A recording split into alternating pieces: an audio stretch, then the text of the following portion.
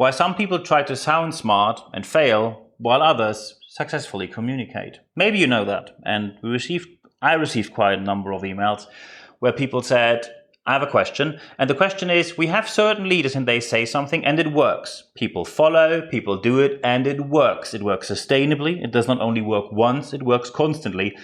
And other leaders who we have sound very smart as well. They sound as smart as the other person. However, they say something, people then do it or not even do it. But when they do it, it doesn't work. It either doesn't work at all or it doesn't work sustainably, which means it only works once or in exceptional cases, but it doesn't work constantly. There is no reference for the future we can use.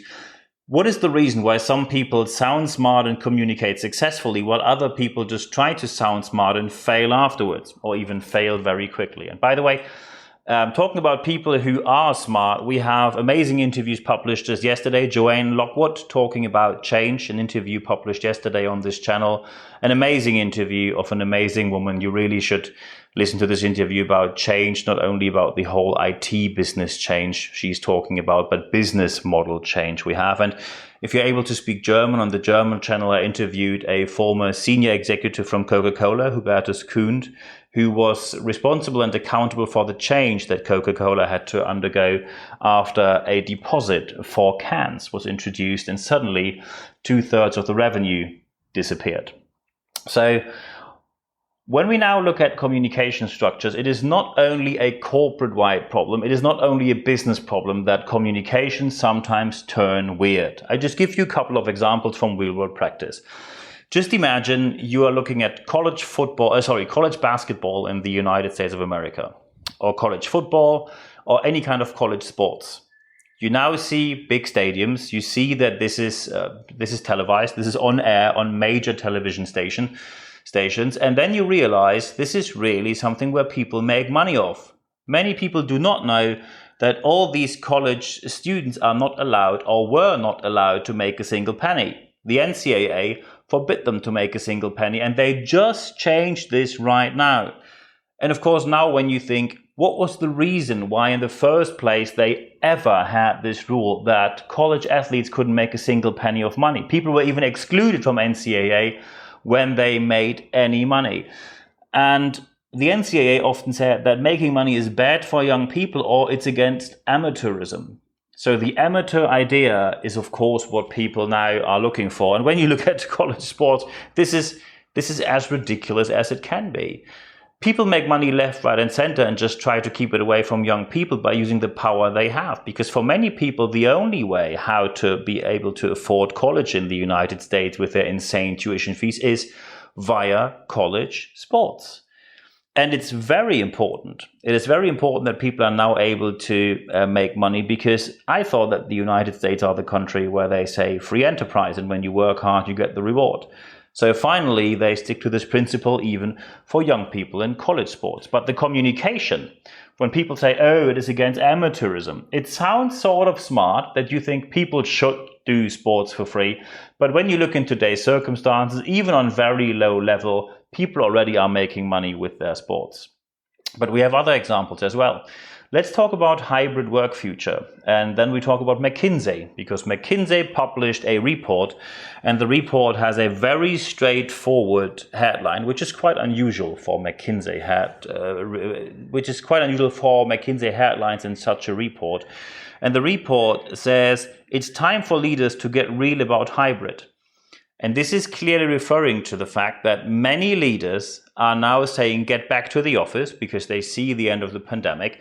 And when you ask them why, because there is very strong scientific evidence that people like to work from home, which means they prefer to work less in the office or not at all in the office. And by the way, in the next weeks, we're going to publish an interview here from a global corporation that offers 100% work from home or work from anywhere, no matter where you work.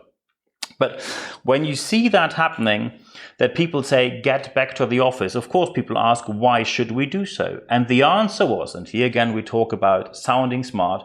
The answer was, we were very successful before, so we're just continuing our successful way, which we were on before. That sounds smart, if you ignore that in between before and after is an 18-month life-changing global pandemic, which you cannot simply ignore by saying, we just keep on going. Because I can tell you in my business, when you, for example, have a sales force, I am not meeting people from any sales force on site anymore. You can meet me online because I don't know where I am in 2 weeks' time when you have time to meet me somewhere. I'm doing most of my business online now. Of course, now workshops, etc. on site will return, and that has certain benefits. And of course, I'm happy to do these.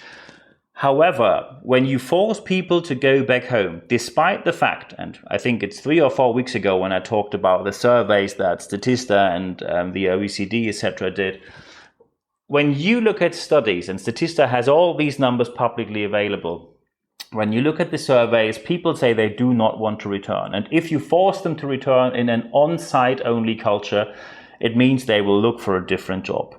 They will look for a different job. Is that what you want? Certainly not. So it sounds smart, but it really isn't. Talking about someone who has said something smart is Google CEO Sundar Pichai, 49 years old. He was criticized for being too nice. People said that he people said that he did wrong decisions and he didn't decide quick enough. And of course, after they didn't get their will inside Google, they put it to public. So he was publicly criticized. And he said he's not going to comment on it. Which it's one of the very few occasions where it is smart not to comment publicly, because these executives who didn't get their will inside Google, of course, thought now we're going to have a public drama, public discussion, and they get their way because decisions will be reconsidered. And this is not the case.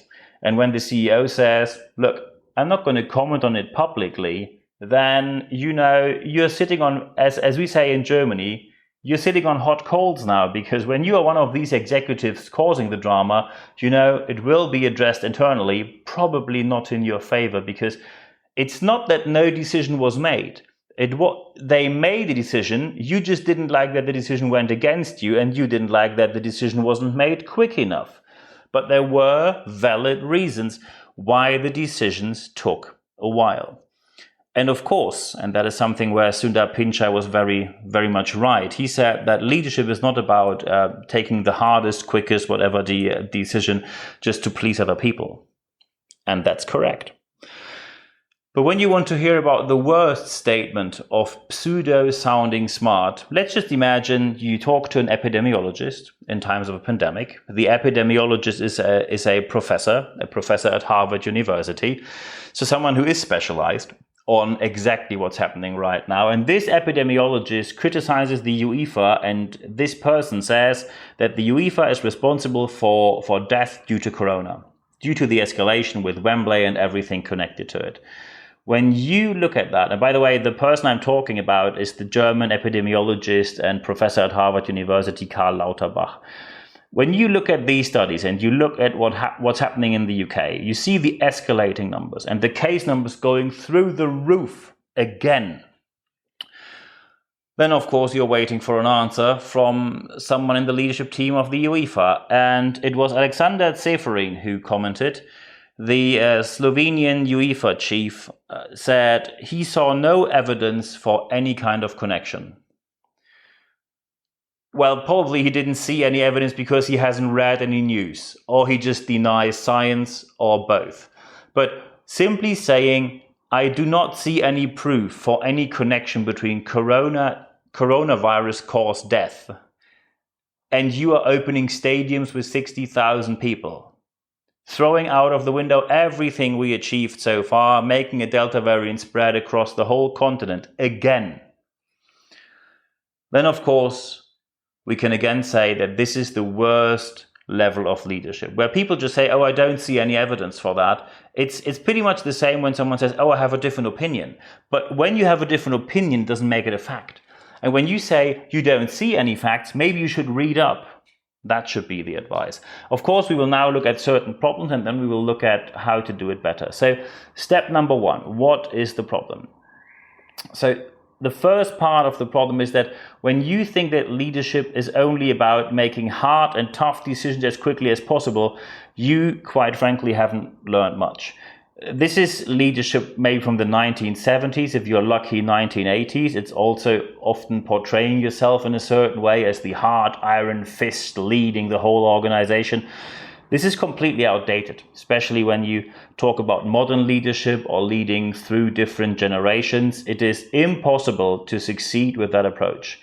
It's about making the right decisions. Some of these decisions can be tough, but not all of them. You don't have to be the toughest guy or the toughest person in the whole organization, because that simply comes from toxic masculinity that no one needs, where you try to portray yourself in a certain way. And you also do not have to decide quickly when there is no need to decide quickly. So for example, when it's on the table if you want to buy a company or not, but you are very aware of the fact that you are the only company on earth who's interested or could afford to buy this other company, there's no reason to rush. And in many constructs, in many situations of M&A, merger and acquisition, you have the time to think the decision through. This is why many companies who do well in this sector have consultancy companies who check every detail of the other organization, and they get paid when the deal is done, which is quite unusual. In most industries, you get paid upfront. So step number one, don't think that leadership is, so problem number one is that leadership is not about being the hardest, the quickest, the toughest, whatever else you could connect, especially modern leadership and leading with different generations in your organization. It doesn't work that way when you try to behave like that. Problem number two is when you try to have a personal idea imposed on others of this authoritarian to re-educating people idea, something is really wrong with you. When you think, and often people say, I had to do X, Y, Z when I was young, so you will go through the same. That is neither a valid nor a reliable approach to anything when it comes to developing people. When you feel a certain sensation or a certain enjoyment, when you feel a personal joy of just putting people into tough situations, then you probably should not be a leader. It is not enjoyable to give people a hard time. And when you really enjoy it, then something psychologically triggers you to do it more often than you actually need to do. And that is deeply problematic, to say the least. Especially in corporate circumstances, giving people a hard time sometimes is needed when they've done something really wrong. But when you enjoy that, something is going wrong with your psychological setup, and you really should either get coaching or talk to someone professionally about how to become a better leader. Because people realize when you enjoy to give others a hard time. People realize when you enjoy being the authoritarian person in the room. People realize when you have some sort of sensation, some sort of interest to cause drama, and that everyone looks at you and you can show how tough you are. People realize when you like to portray yourself and put yourself on the center of attention. Leadership is not about you. It is never about you. And aspect number three of the problem is that often leadership is way too much self-referential, which means you refer to yourself and then you derive that this must be right for the future. This is what Frank Caspides from Harvard Business School often calls N=1 evidence. When I was doing XYZ, you should do it exactly the same. And that is just plain wrong. N=1 can never be evidence for anything. And even when you were successful with it, it doesn't mean that others are. I just give you a very simple example. Just imagine, and I'm now talking to every single person listening to this podcast, just imagine I would say something like the following. Oh, well, look, I didn't have any issues during coronavirus. I just reorganized myself, delivered everything digitally, and then just kept on working. You only need to organize yourself. If I would say something unacceptable like that, immediately anyone who knows me would say, Niels, you're single, you have no family, you have no children to take care of, you have no relatives who probably live in the same house or somewhere close where you have to take care of. There are no children to drive to school or pick them up, caring about masks and antigen and PCR tests and doctor's appointments and vaccinations for 2, 3, 4, 5, 6, 7, 8 people in the household or family. You only have to take care about yourself. And that statement would be absolutely correct. This is why I would never claim that it was easy for me during COVID-19, so it is easy for you. Leaders who say something like that are ignorant on a very worrying level, because this ignorance often shows in different setups and in different circumstances as well. And of course, there's help available. So you can offer trainings and coachings for these people, or you can offer them mentoring projects. So someone is going to coach them constantly. You can have consultancy in your company, or you allow people to speak at your events about this topic. And of course, for longer support, you can have project and interim management. And I'm happy to do that. Just write me an email at nb@nb-networks.com, nb@nb-networks.com, and then we can have a chat. And if you like to have additional articles about the issue, just go on expert.nb-networks.com, expert.nb-networks.com. Put your email in there, and every Wednesday you get an email with resources, of course, free of charge, and of course 100% content at free guarantee every Wednesday straight to your inbox. But now we want to talk about how to do it better. And step one of how to do it better is facts are more. And by the way, it is now important that you listen to all three of these how to do it better, because otherwise you will maybe lose context. It's important to see all three. They all three belong together. So step number one, how to do it better. Facts are more important than emotions when it comes to substantiated decisions, substantiated and well-informed decisions. And by the way, when I talk about facts, I talk about studies, valid and reliable facts, or proof and evidence given to you, not opinion books. We live in an age, we live in a time where anyone or many people think that they just throw together a book, which means they write something in Microsoft Word, upload it on some website, call it ebook, and say they've published a book. That is not a book. That is not even remotely close to what you should call a book. Often these people put their opinion out there with no proof and no evidence. I'll just give you an example. Someone sent me an email unsolicitedly because they obviously signed me up for their sales newsletter without that I ever signed up or asked for it. And what happened there was that this person, it was a consultant, said he has the solution for your sales problems. So first, you shouldn't plan too much, because when you plan too much, you hold yourself back. When you don't plan, you can grow up to 300% per year. So the global economy seems to be just too stupid and does all this planning, because otherwise they would grow by 300%, whoever believes that.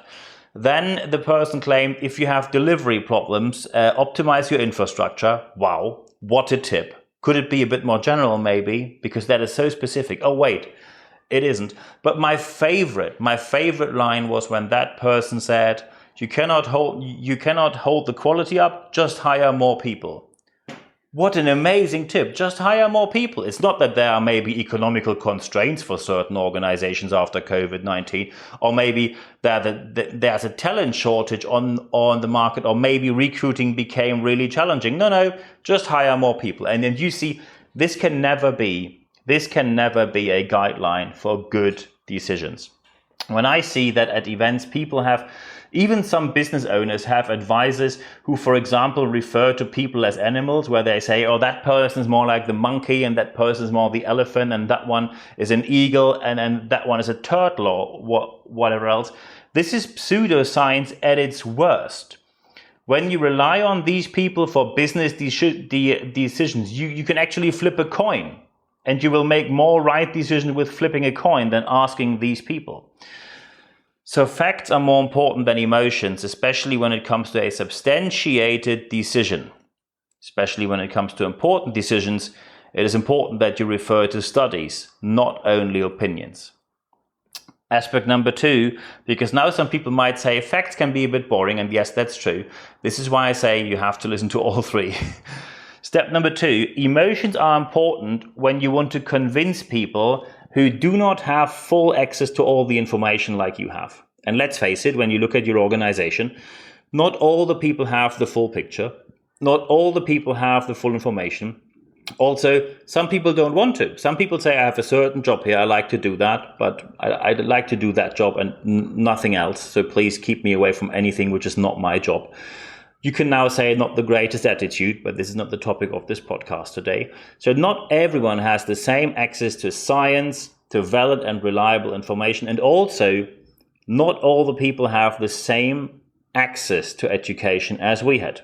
Maybe when you listen from the US, they couldn't afford it, or they grew up in a place where the education simply was unavailable. There are many countries where education is not available to absolutely anyone.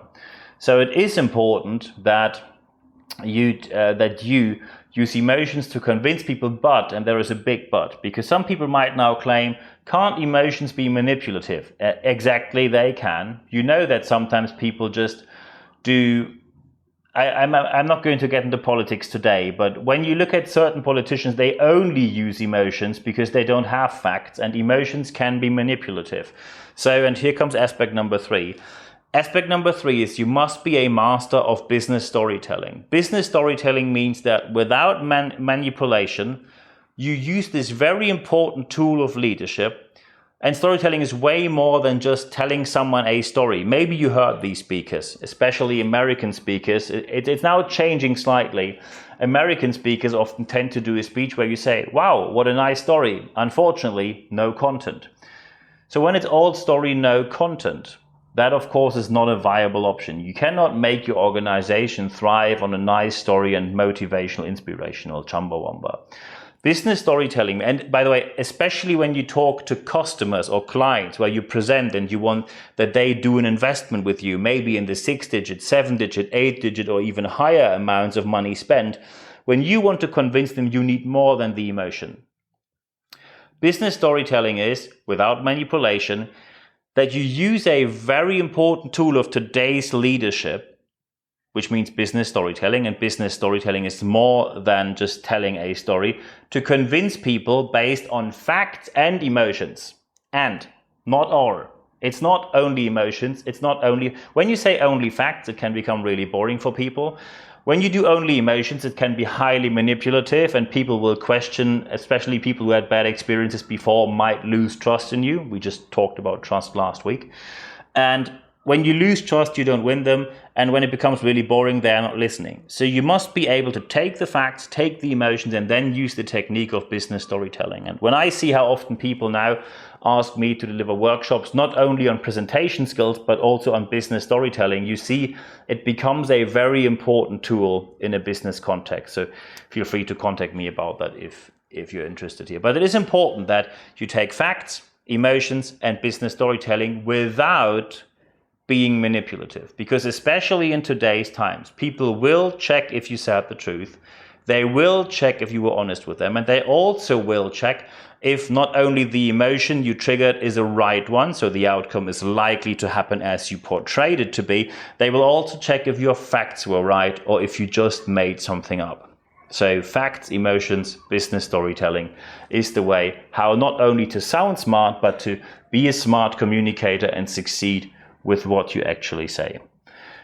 Very important to me right now. Feel free to comment on this podcast. Of course, I know that many people prefer to use the email because they have very specific questions. Feel free to send me an email, nb@nb-networks.com, nb@nb-networks.com. Feel free to give me a score if you liked it.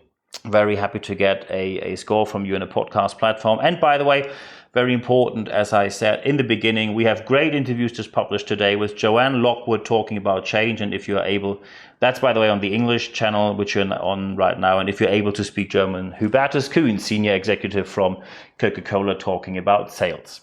What is very important right now? I know that business storytelling sounds weird for many, especially when you come from science, technology, engineering, mathematics, chemistry, physics, so STEM plus, let's just put it that way. When you come from a very fact-based background and you suddenly should tell stories, you will feel really weird. And I know how you feel because you know, when you know me better, that I published in Science. When you suddenly start to tell stories, it feels really weird because it feels unsubstantiated. But we have to see, again, leadership is not about us. Leadership is about the people we lead. Some people like the facts. Some people like the emotion more. So if you want to reach out to all of them and get them all behind you to support you, use the facts and emotions and all that together without being manipulative. It's only possible when you use business storytelling. I wish you all the best implementing this in your organization. Feel free to contact me at any time. And for this week, there's only one thing for me left to say. Thank you very much for your time.